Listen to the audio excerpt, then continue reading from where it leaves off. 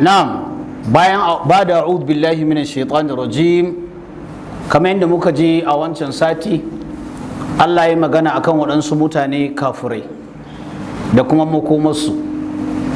Kuma shi ƙur'ani idan Allah yana magana akan abu, wani lokaci ba yana keɓance akan waɗanda yake magana da su bane a zamanin annabi sallallahu alaihi wasallam kawai ba.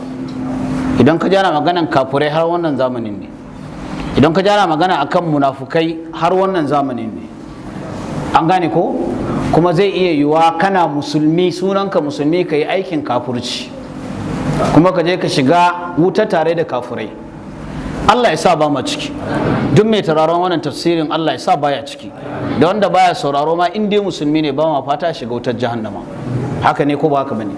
Saboda wutar jahannama kamar yadda muka wuce akwai misalai da yawa akan ta. Manzo Allah sallallahu alaihi wasallam ya ce in aka saka mutum a wutar jahannama na sakon ɗaya na agogo, sakon haka, in aka cire ka aka mai da kai aljanna, sai ka yi shekara 70 kana jinyan wannan sakon ɗaya. Da Allah wa za ka burace shiga wannan wutar? To don haka duk wanda yake so ya tsira ya kama Allah, wanda ya aiki na kwarai, Allah ya ce sanu da kilhum, da sanu za mu shigar da shi jannatin, wata irin lambu, tajri min tahtiyal anhar, wanda koramai na zuma da madara da duk kayan da ka sani na shaye-shaye yana gudana a aljanna. Kuma gudanan da yake yi shine a kofuna yake gudana akan abin da yake zagaye da shi. Kana bukata ba sai ka mika hannu ba, in ji Allah.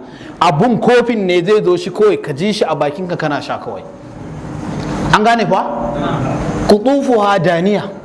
Kana kan gado in kana bukatan apple ba ya ka tashi ba, 'ya'yan suna nan suna rito a saitin gadonka.